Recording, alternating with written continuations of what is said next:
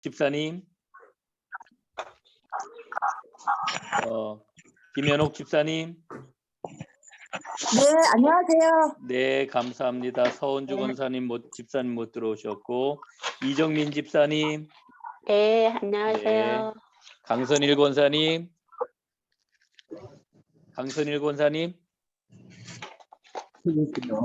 예, 유구미 집사님. 네, 안녕하세요. 네, 서금경 성도님. 네, 안녕하세요. 네, 감사합니다. 최미선 성도님 지금 일하시고요. 이명재 집사님. 이명재 집사님 아까 들어오신 것 같은데. 유선자 성도님. 네, 안녕하세요. 예, 감사해요. 지은미 집사님 지금 못 들어오셨고, 정의순 권사님. 네, 안녕하세요. 네, 최은실 권사님. 네, 안녕하세요, 목사님. 예, 감사해요. 유지연 집사님. 네, 안녕하세요. 예, 황미경 집사님. 예, 유튜브 들어오실 거고요. 이주일 집사님 유튜브. 김인경 집사님 네, 들어오셨어요? 예, 감사합니다. 예, 반갑습니다. 목사님도 강선일 권사 들어왔어요. 예, 강선일 권사님 들어오셨네. 자, 이용순 권사님. 네, 네, 안녕하십니까. 최영영 성도님. 네, 안녕하세요, 목사님. 네, 고맙습니다. 이병석 권사님. 네, 황상철 집사님. 네, 안녕하세요. 예, 이진수 성도님 들어오셨나요? 조금 늦으신다 그러더니 예, 고맙습니다. 자, 우리 잠깐 기도하겠습니다. 하나님 아버지, 어제 오늘 가을비가 계속 내렸습니다. 이제 가을이 깊어가고 날씨도 쌀쌀해지고 어느새 한 해를 마무리해야 되겠다는 생각이 저희들 마음속에 많이 듭니다.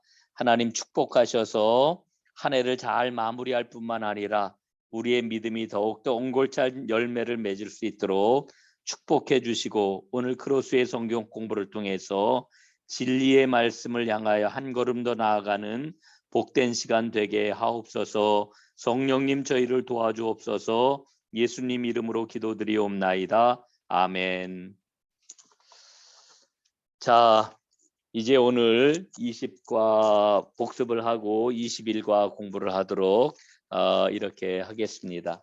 자, 여러분, 성령에 대해서 우리가 지난 시간 살펴보았는데, 여러분, 성령에 대해서 우리가 꼭 기억해야 될 거는 뭐냐면, 전제가, 그것은 바로 성령님은 예수님의 부활하신 예수님과 연관지어 가지고 성령님을 생각하는 게 퍽 중요하다라고 하는,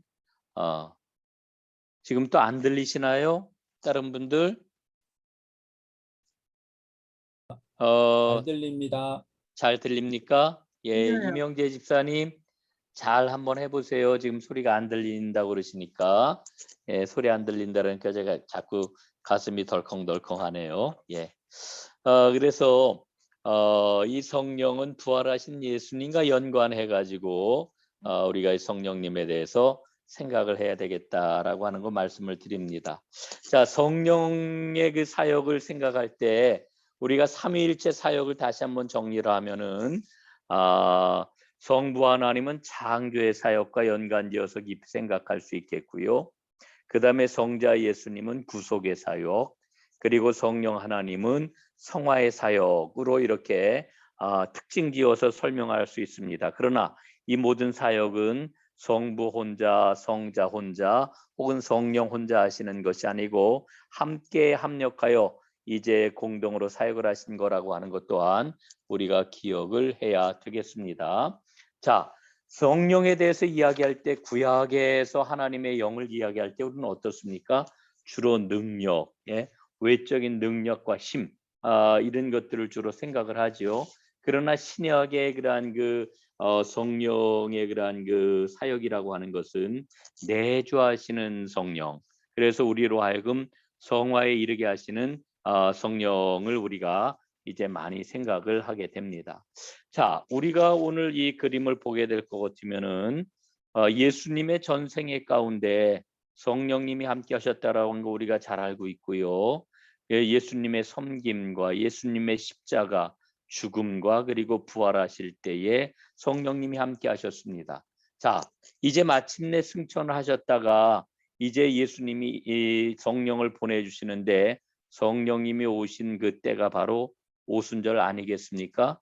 이 오순절은 구약에서 보게 되면은 어떤 절기입니까? 구약에서 보게 되면 이건 바로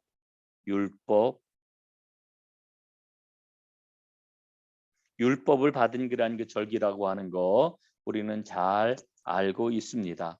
자, 그런데 오순절날 성령께서 이제 임하셨는데 그러면 오순절날 성령님만 오신 거냐? 그렇지 않죠. 여러분, 오순절에 구약에서 율법을 수여하시고 하나님께서 어떻게 하셨어요? 이스라엘 가운데 함께 하셨습니다. 동행하셨죠. 그와 마찬가지로 성령님께서 오실 때에 누가 함께 오셨습니까?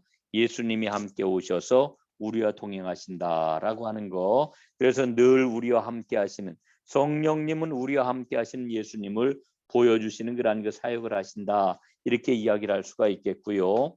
성령님은 그래서 예수님의 사역을 계속할 수 있도록 우리를 도와주시는 분이시다. 예? 육신의 예수님을 뛰어넘도록 하시죠. 여러분, 그 성령님이 아니었다라고 하면은 생각해 보세요. 예수님이 아무리 능력이 많으셔도 육체의 한계에 갇혀 계셨지 않았겠습니까? 복음이 온 세상에 전하여질 수가 없었겠지요. 자, 다음 그림 한번 보겠습니다. 자, 오순절날 성령이 임하였던 이 그림입니다.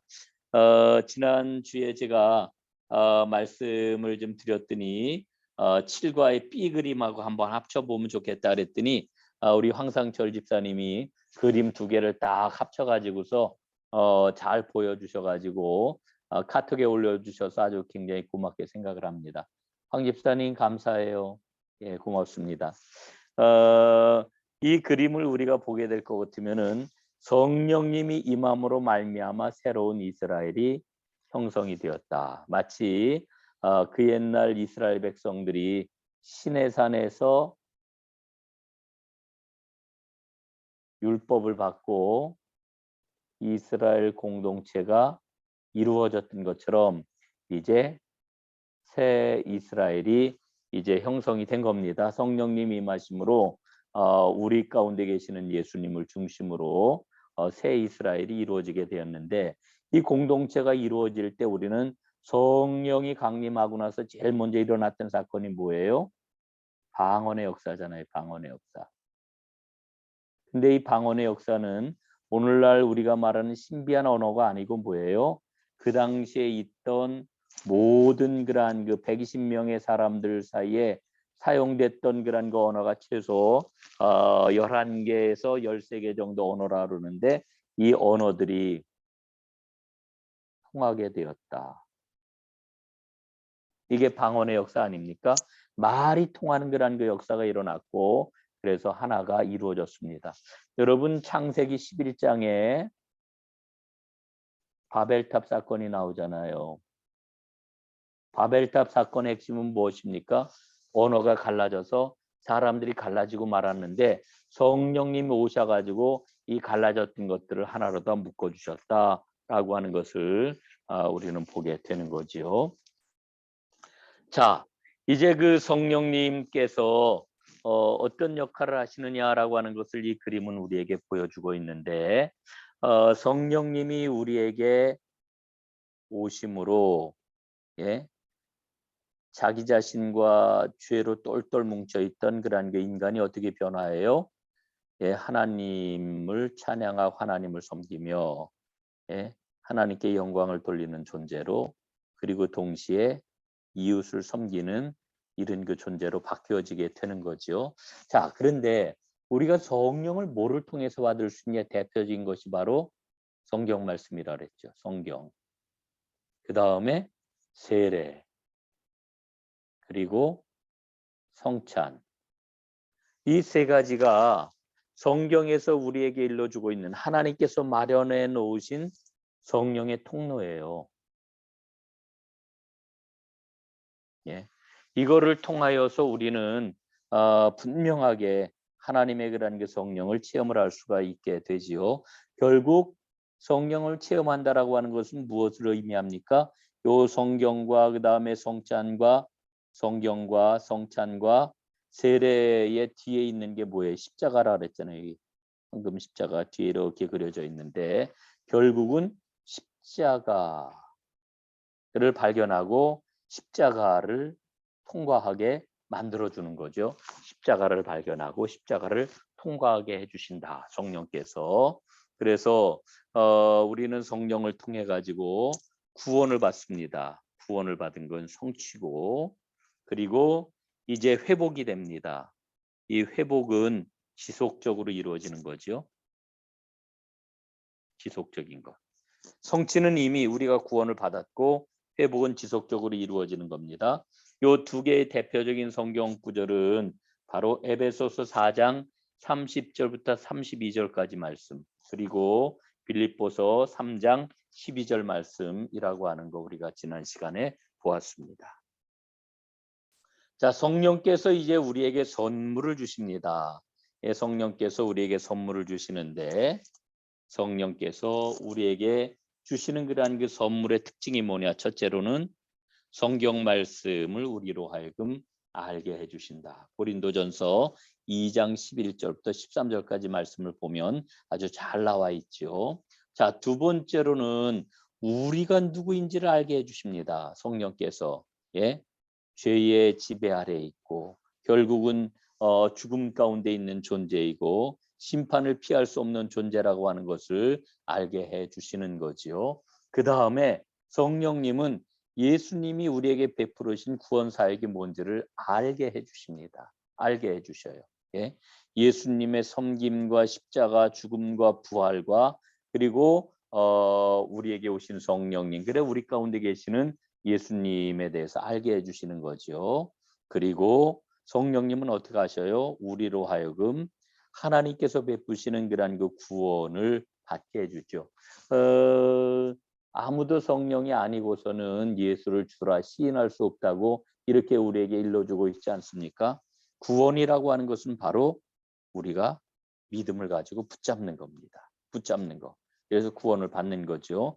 요건 오늘 이따가 또 다시 한번 살펴보도록 하겠습니다.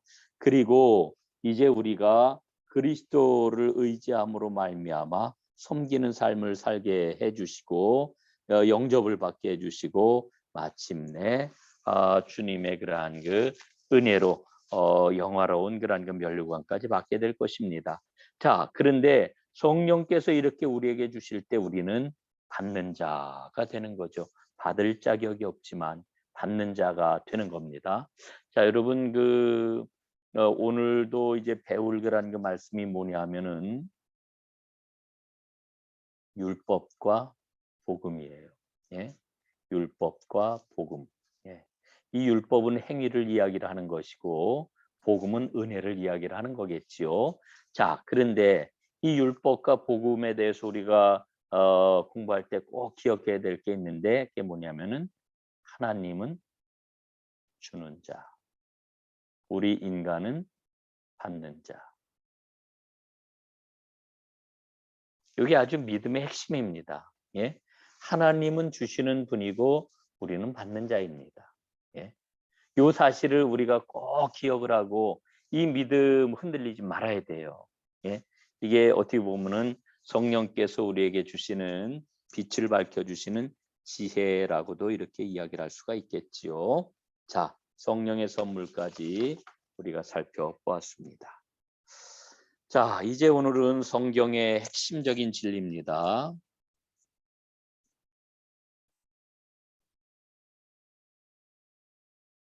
핵심 진리.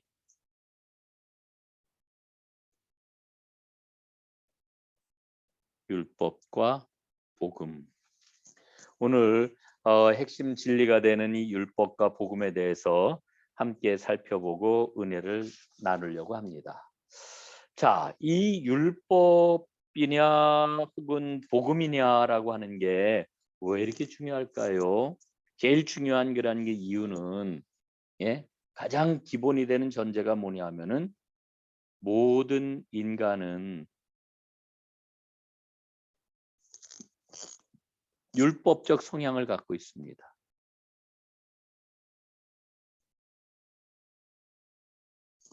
이 율법적 성향을 갖고 있다라고 하는 말의 의미가 뭘까요? 율법은 결국 뭐를 이야기한다 그랬어요? 인간의 행위, 인간의 일, 이거를 의미한다고 그랬는데 모든 사람들은 다 이 율법적인 성향을 가지고서 내가 이 정도 뭐를 했는데, 내가 할 수 있는 일은 이 정도인데, 내가 이만큼 했는데, 늘 이거에 대해서 아주 엄청난 그런 그 관심을 갖고 있어요. 왜냐하면은 자 보십시오. 인간은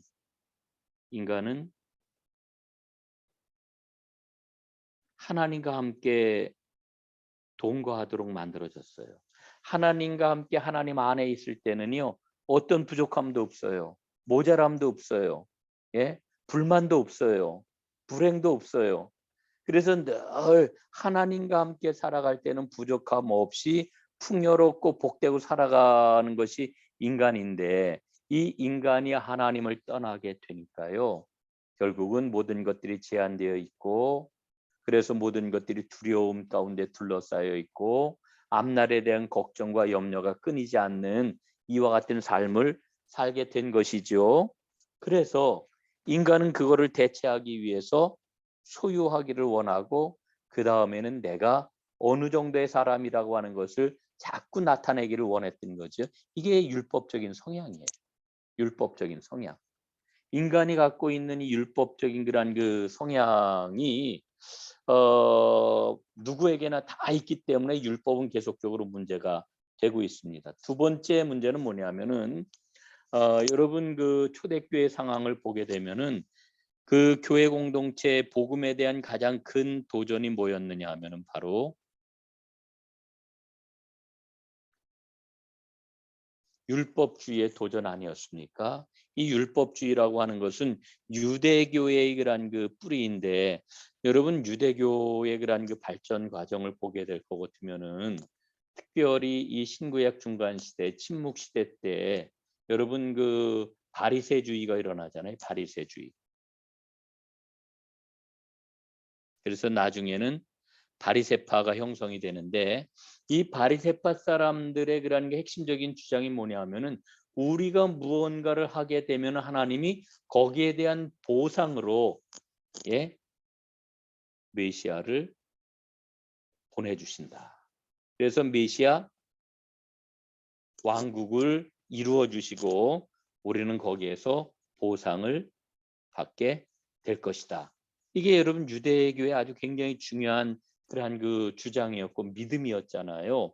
그래서 이 율법주의자들이 교회 안에 들어와 가지고 복음도 중요하지만은 복음만 가지고서 우리가 구원을 받는 거는 조금 미진해. 그러니까 우리가 뭔가 행위를 해야 돼라고 하는 이 율법주의. 그래서 할례도 받아야 되고 정결법도 지켜야 되고 뭐 여러 가지 율법 조항들을 지켜야 된다라고 하는 것을 계속 이야기했던 거 아닙니까? 이 율법주의가. 그래서 굉장히 그 초대교회의 큰 그런 그 도전이 되었던 것을 우리는 알고 있지요. 자, 그런데 문제는 뭐냐 하면은 그 율법주의의 그러한 그 모습이 오늘날도 우리 인간에는 고스란히 남아 있다라고 하는 겁니다.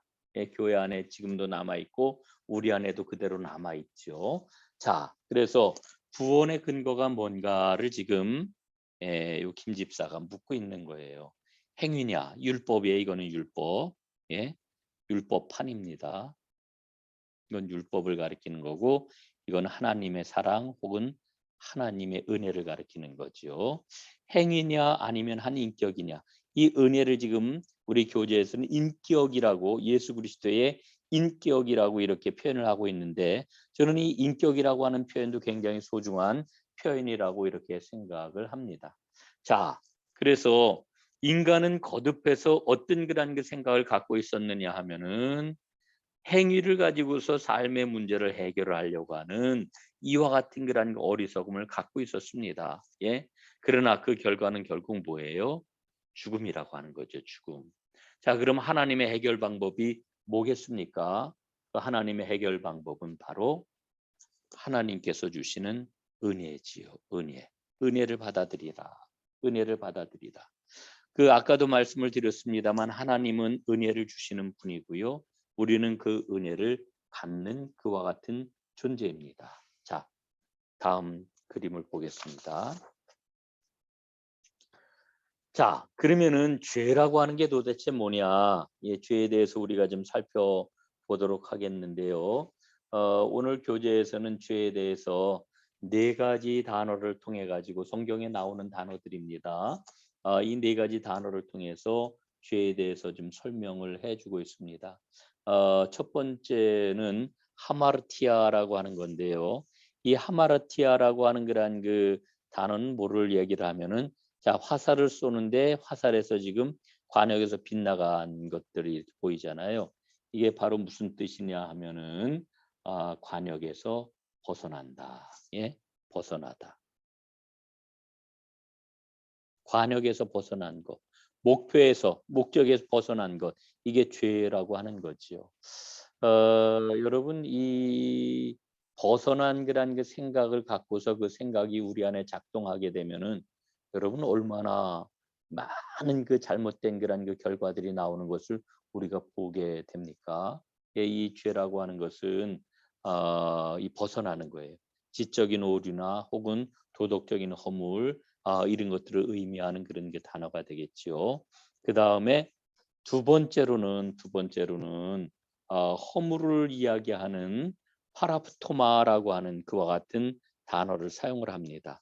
다녀서는 안 될 곳으로다 다니는 그와 같은 모습, 이게 바로 파라프토마라고 하는 건데요. 허물이지요. 인간의 그런 그 죄성에 대해서 제가 늘 이야기하는 그 예가 있는데요. 제가 그 고등학교 때인 것 같아요. 저희 집 그 장독대에서 옛날 그 수원에 살 때, 그 골목, 옛날에는 뭐 거의 다 단독주택이었으니까요. 저희 집 앞에다가 고추를 이렇게 말려놨어요. 가을에 고추를 말리고 있었는데 저는 그 담장 바로 위에 있는 장독대에 가을볕이 좋아서 아마 거기 올라가 있었던 것 같아요. 그랬더니 한 5살이나 6살 먹은 그런 그 꼬마 녀석 하나가 우리 집 앞에 이렇게 오더니 고추 널어 놓은 그런 그걸 보더니요, 주변을 두리번 하더니 그 올라가 가지고 막 고추를 그냥 콩콩콩콩 밟고 막 도망을 가더라고요. 아무도 안 본 줄 알았을 거예요. 그 친구는. 저는 위에서 가만히 이렇게 보고만 있었습니다.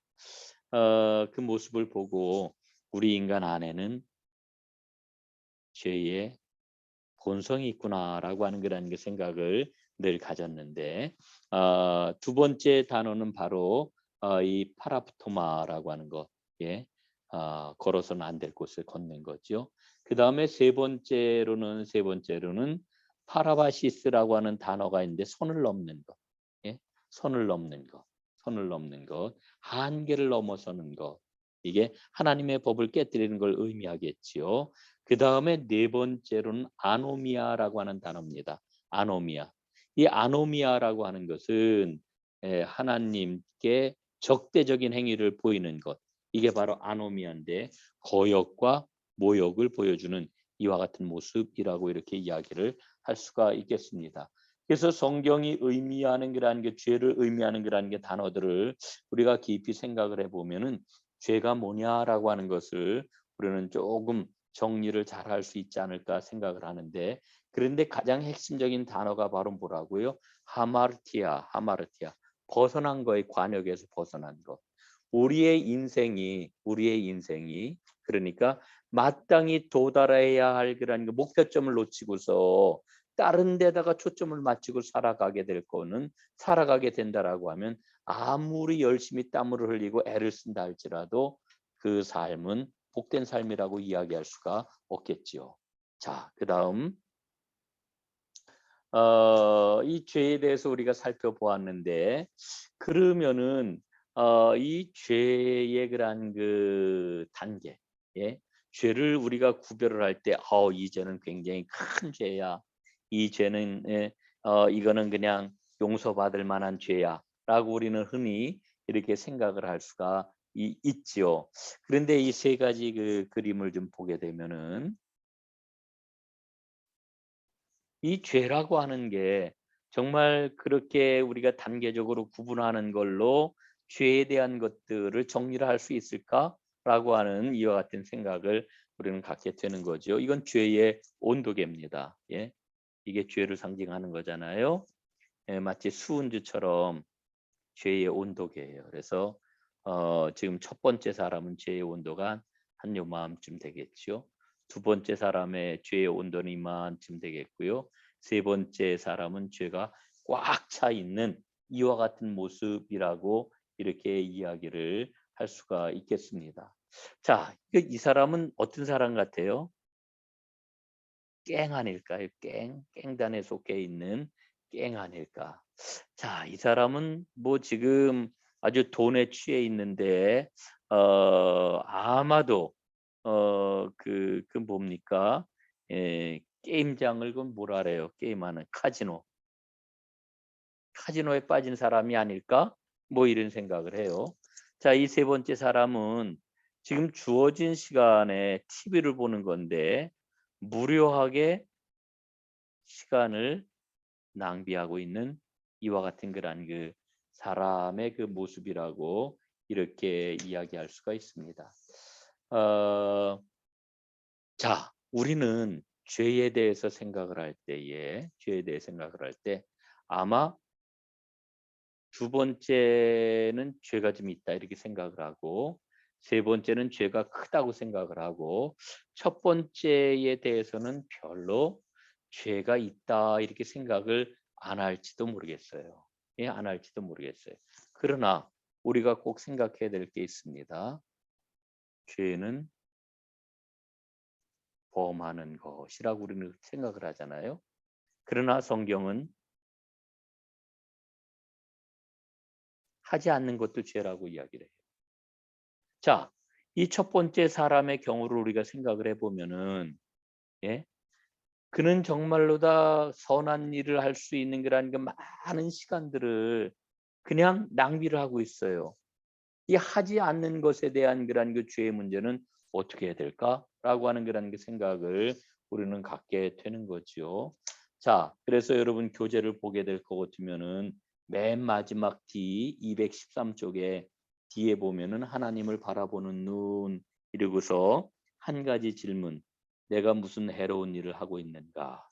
이 질문을 하고 있어요. 그럼 모든 사람들이 다 질문하는 겁니다. 그런데 또 다른 질문이 있어요. 내가 무슨 선한 일을 하고 있는가? 예? 내가 무슨 선한 일을 하고 있는가? 여러분, 사람들은 내가 무슨 해로운 일을 하고 있는가 묻고 여기에 대해서만 문제가 없다라고 하면 오케이 이렇게 가고 있는데 그러나 하나님은 두 가지를 동시에 질문하고 계신다라고 하는 거죠. 내가 해로운 일을 하고 있는가? 내가 지금 선한 일을 하고 있는가? 무슨 선한 일을 하고 있는가? 이 두 가지를 하나님은 우리에게 묻고 계신다라고 하는 거죠. 그래서 하나님 앞에서 사실 이와 같은 그러한 그 죄의 온도계 우리는 절대적이라고 생각을 하는데 이게 절대적인 그러한 그 기준이 될 수 있을까? 이건 우리가 좀 깊이 생각을 해봐야 되는 거지요. 자, 다음 그림 한번 보겠습니다.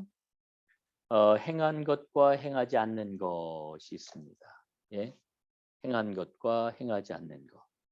이 그림의 배경이 되는 그러한 그 말씀은 여러분 215쪽에 나와 있는 대로 이사야 59장 2절 말씀을 바탕으로 그려진 그러한 그 그림이 되겠습니다. 이사야를 통해서 하나님 말씀하셔요. 오직 너희 죄악이 너희와 너희 하나님 사이를 내었고 너희 죄가 그 얼굴을 가리워서 너희를 듣지 아니하게 함이니 이렇게 말씀을 하고 있습니다. 하나님과 우리 사이에 뭐가 생겼어요? 계곡이 생겼단 말이죠. 계곡이. 예. 하나님을 만날 수가 없어요. 만날 수가 없는 이와 같은 그러한 그 상황이 되고 말았어요. 이 큰 그러한 그 죽음의 그러한 그 절벽이 하나님과 우리 사이에 놓여져 있다라고 하는 그런 그 이야기죠. 자, 그래서 이 계곡의 문제를 해결해야 되는데 이게 인생의 그러한 실질적으로 가장 중요한 그런 그 문제입니다. 이를테면은 아유 하나님을 모르는 사람도 이런 생각을 할까 해요. 인생의 근원적인 물음을 던지는 거지. 예? 어떻게 해야 내가 잘 살까? 어떻게 해야 내가 살아가는 게 의미가 있는 걸까? 어떻게 해야 내가 가치 있는 삶을 사는 걸까?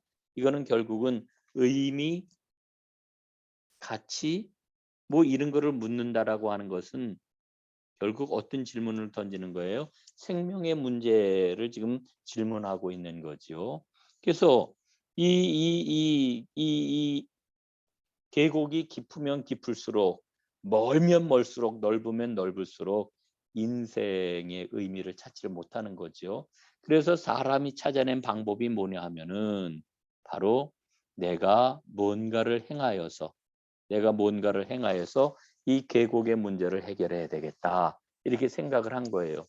이게 우리가 신앙적으로 보면 이것은 율법입니다. 율법은 뭐라 그랬어요? 행위라 그랬어요. 행위. 그러니까 우리의 행위에 그런 그 문제를 가지고 내가 이 정도 하니까 나는 하나님께로 당도할 수 있어라고 생각을 하는 겁니다. 이 사람 지금 보니까 뭐 이제 김 집사님이라고 이름을 계속 붙인다라고 하면은 머리에 후광이 있어요. 후광이. 예? 머리에 후광이 있는 건 뭐냐면 이 정도로 이 사람이 행동이 아주 훌륭하다라고 하는 거죠. 훌륭한 그런 게 행동을 하고 있다는 거죠. 그래서 이제 이 사람이 내가 이 정도 했다. 그리고 지금 건너가고 있는 거예요. 그런데 건너가다 보니까 질문을 던지게 되는 거죠. 내가 지금 모든 걸 다 하고 있는가? 빠뜨린 것은 없는가? 라고 하는 거예요. 여러분 그 성경 말씀에 보게 될 것 같으면은 야고보서 2장 10절에서 뭐라고 이야기를 합니까? 누구든지 온 율법을 다 지키다가 그 하나에 거치면 모두 범한 자가 된다라고 하는 이와 같은 말씀을 우리가 보잖아요. 그와 같은 문제에 지금 직면을 하게 되는 겁니다. 다음 그림 보겠습니다. 자, 그래서 다시 한번 설명을 하게 될 것 같으면은 이제 이 계곡을 인식을 하고 이 사람은 이제 그 율법을 지킴으로 인해서 나는 충분하게 하나님께로 당도할 수 있다. 나의 인생의 문제를 해결할 수 있다. 이렇게 생각을 하는 거예요. 죽음의 그런 그 문제까지도. 그래서 지금 이 사람에게 달린 날개, 이 천사처럼 날개가 달렸어요. 머리에 후광이 지금 있어요. 이런 거는 뭐를 의미하느냐 하면은 이 사람이 하나님 앞에 율법을 잘 준수한 그와 같은 여러 가지 상황들을 이야기를 해주는 거죠. 내 이 정도면은 난 됐다. 이러고서 이제 건너가는데 결국 어떻게 돼요? 중간쯤 가다가 이 다리가 뽀개지고 결국은 떨어져 죽게 되는 거지요. 자, 그래서 하나님께서 우리에게 주신 방법이 있는데 그 방법이 뭐냐면 바로 예수 그리스도의 십자가입니다.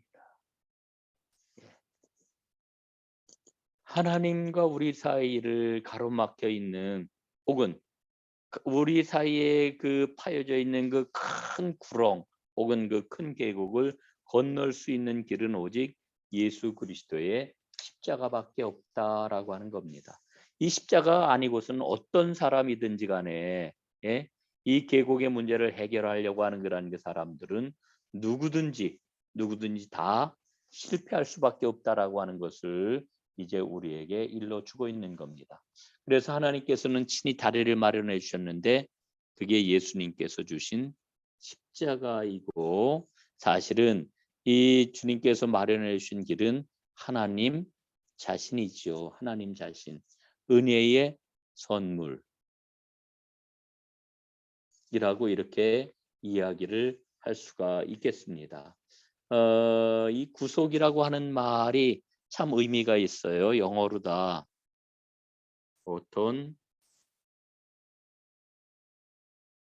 어톤먼트라고 하는 이런 그 단어를 사용을 하게 되는데 이 어톤먼트라고 하는 단어는요 이런 의미예요.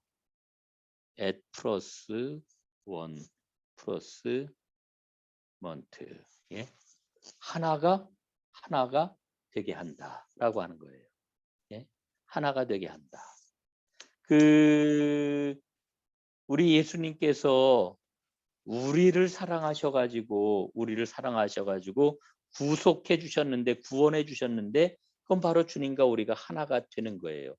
이 말은, 하나가 된다라고 하는 그 말의 의미는 이런 거 아니겠습니까? 여기 이제 전부 다 부모님들이시니까 우리 자녀들에 대해서 우리 얼마나 사랑합니까? 막 자녀들이 아플 때는 어떤 마음이 들어요? 아우, 내가 대신 아팠으면 좋겠다. 막 이런 마음이 막 들잖아요. 너무너무 마음이 아프잖아요.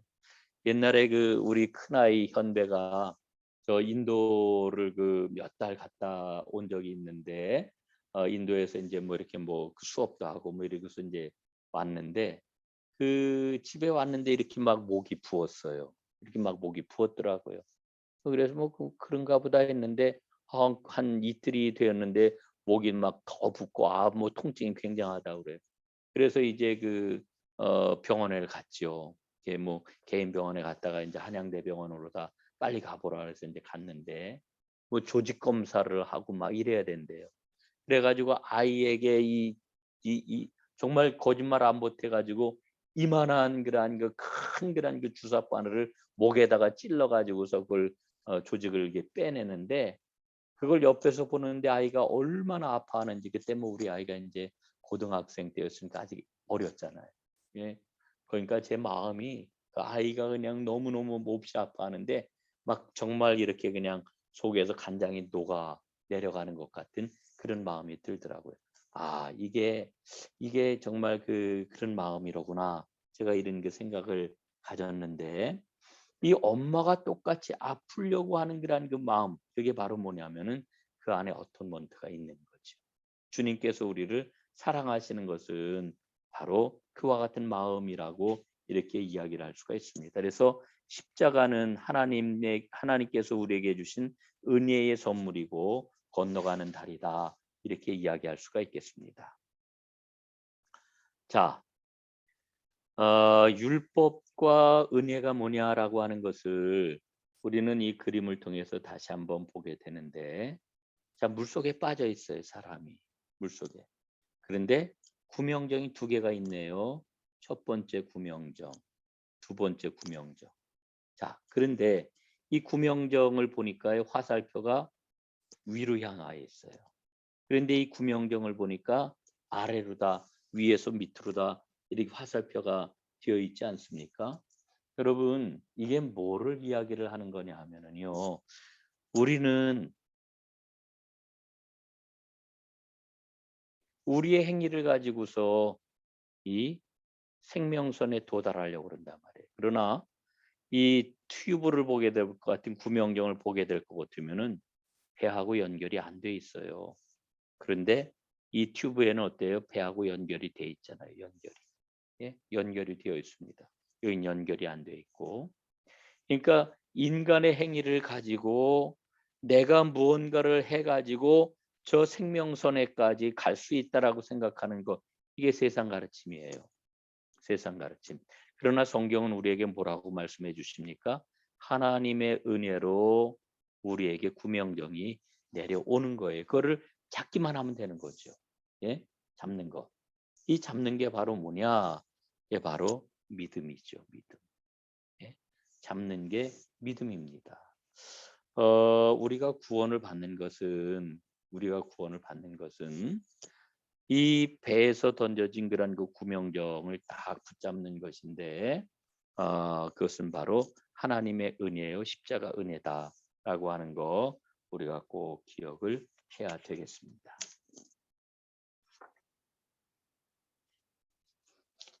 자, 그러면은 이 구원을 받는 그런 과정에 대해서 조금 더 좀 설명을 좀 해보도록 하겠습니다.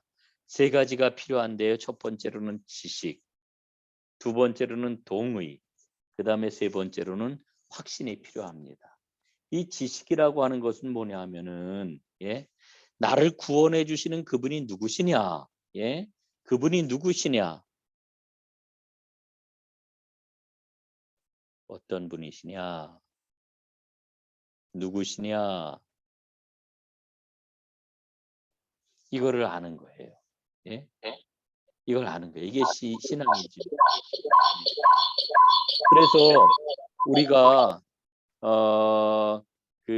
그분이 어떤 분이시냐라고 하는 것, 이것을 분명하게 붙잡고 그분만을 신뢰하는 거, 이게 바로 동의라고 이렇게 이야기를 할 수가 있겠죠. 신앙이라고 하는 건 느낌이 아닙니다. 신앙은 느낌이 아닙니다. 예수 그리스도라고 하는 인격을 만나 그분을 전적으로 신뢰하고 의존하는 것, 이게 바로 신앙이에요. 이게 바로 신앙입니다. 예? 그리고 확신은 뭡니까? 확신은 나는 그리스도만을 믿는다. 그 밖에 다른 어떤 것도 의지하지 않는다. 이게 바로 확신이라고 이렇게 이야기를 할 수가 있겠죠. 자, 한 가지 여러분들에게 한번 좀 여쭤볼게요. 우리가 그 믿음으로 구원을 받나요? 믿음으로? 이 영어 전치사를 좀 한번 우리가 좀 봐야 되는데,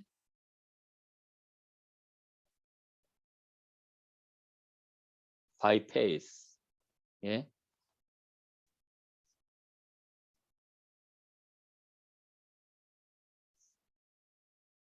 through faith, 예, through faith. 우리가 지금 꼭 기억을 해야 될 게 있어요. 그게 뭐냐면은 우리가 이 믿음으로 구원을 얻는 게 아니라 믿음을 통하여 by grace의 은혜에 의하여서 우리가 구원을 받는다라고 하는 겁니다. 이게 아니에요. 예? by faith가 아닙니다. 예, through faith지요. by faith가 아니라 through faith, by grace. 하나님의 은혜에 의해서 우리가 구원을 받는 거예요. 예, 요거를 우리가 지금 꼭 붙잡아야 된다라고 하는 그런 그 이야기죠. 예. 자, 이제 마지막 그림이 되겠습니다.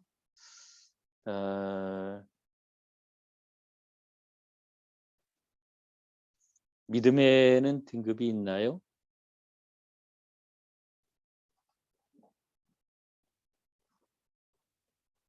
우리는 흔히 그런 생각을 해야죠. 어렸을 때 생각인데, 어렸을 때 이제 제가 교회 가서 많이 놀았어요. 그 목사님 아들이 저하고 친구였는데, 그렇죠, 친구였죠. 나중에 보니까 고등학교 가서 보니까 나보다 한 살이 많아가지고 그 선배로다 이렇게 있더라고. 어렸을 때는 아주 정말 속국 동무였는데 시골 교회에 있다가 이제 그 목사님이 다른 곳으로다 이렇게 이제 그 가셨거든요. 그래서 이제 초등학교 들어갈 무렵에 헤어졌는데 교회에서 이제 그 친구하고 참 많이 놀았어요. 이게 교회 안에도 들어가서. 근데 제가 늘 생각을 했던 게 뭐냐 하면은 강대상에 올라가서도 막 몰래 놀고 이랬거든요.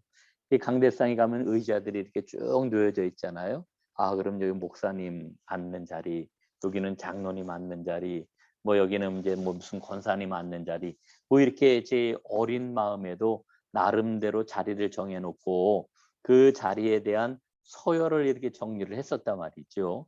그것처럼 우리 믿음에도 이런 등급이 있는 건가? 이런 생각을 해요. 그러나 신앙에는 그와 같은 등급이 없습니다. 그런 등급이 있는 게 아니고요. 강한 믿음 때문에 하나님 앞에 가까이 나가는 게 아니고요. 약한 믿음 때문에 하나님으로부터 멀어지는 게 아닙니다. 왜냐하면 하나님은 언제나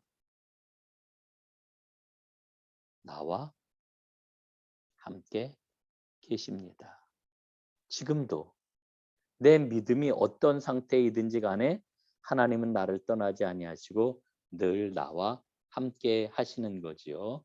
자, 그래서 우리가 꼭 기억을 해야 될 것은 믿음의 등급이 있는 게 아니고 우리 응답의 등급이 있다. 교재에 나와 있죠. 이걸 우리가 좀 꼭 기억을 해야 되겠습니다. 자, 그 다음에 이제 여기 나와 있는 그러한 그 세 가지 잘 보이시는지 모르겠어요. 교재를 한번 보세요.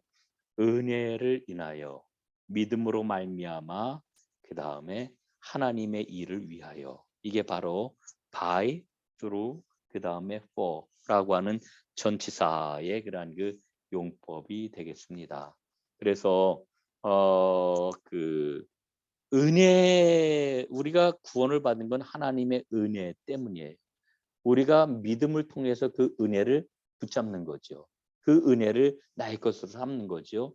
그리고 이렇게 우리가 구원을 받은 그런 그 까닭은 하나님의 일을 위하여 for service라고 이렇게 이야기를 할 수가 있겠습니다. 예. 그래서 우리가 하나님의 영광을 위해서 하나님을 위하여 일을 한다라고 하는 이 세 가지, 은혜를 인하여, 믿음으로 말미암아, 그 다음에 일을 위하여, 하나님의 일을 위하여라고 하는 이 세 가지가 바르게 된 것을 가리켜 우리는 동기가 바르다 이렇게 이야기할 수가 있겠죠. 그래서 우리는 하나님의 그러한 그 사람으로 온전하게 설 수가 있게 되는 것입니다. 자, 에베소서 마지막으로 2장 10절 말씀을 한번 읽어보도록 하겠습니다. 223쪽 교재 맨 밑에 두 가지 버전으로 다 지금 이 본문 말씀을 제시를 하고 있는데, 첫 번째는 예루살렘 바이블 번역입니다. 그리고 밑에 것은 뉴 잉글리시 바이블 NEB 그 버전으로 다 번역을 한 건데요. 한번 보겠습니다. 먼저 예루살렘 바이블. 우리는 하나님이 태초에 우리들에게 의도하신 바 선한 생활을 하도록 그리스도 예수 안에서 창조된 하나님의 예술품이다. 두 번째 뉴 잉글리시 버전입니다. 우리는 하나님께서 우리들에게 의도하신 바 선행을 하는 일에 전념하도록 그리스도 예수 안에서 창조된 하나님의 수공품이다. 이렇게 이야기를 하고 있습니다.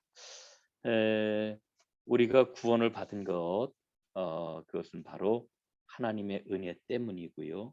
우리의 믿음이 있기 때문에 하나님의 은혜를 우리는 붙잡았고, 그래서 구원받은 자는 하나님의 거룩한 일을 위하여 우리가 구원받았다라고 하는 거, 이 세 가지 by, through, for라고 하는 이 전치사 꼭 기억을 하시고 믿음 생활에 더 행복할 수 있기를 바라겠습니다. 자, 오늘 여기까지 공부하도록 하겠습니다. 질문이 있으신가요?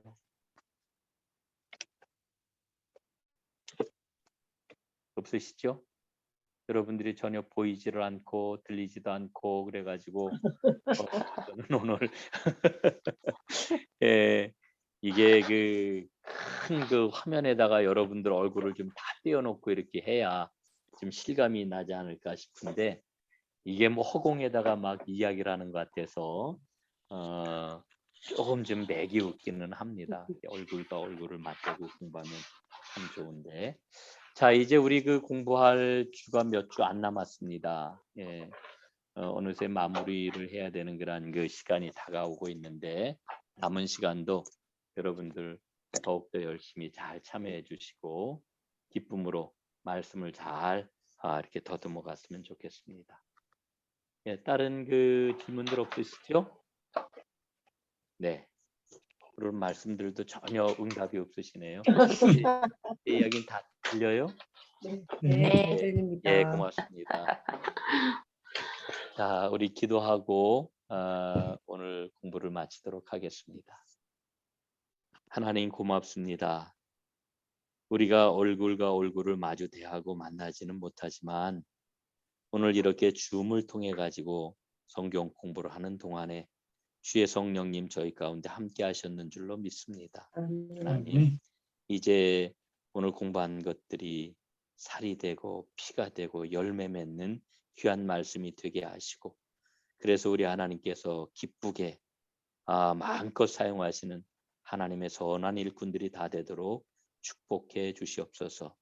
아멘. 공부하는 우리 크로스웨이 성경 공부하는 하나님의 백성들 기억해 주시고 이 일교차가 큰 이때에 건강 붙들어 주시고 또한 삶의 자리에도 하나님의 풍성한 복이 넘치게 하옵소서.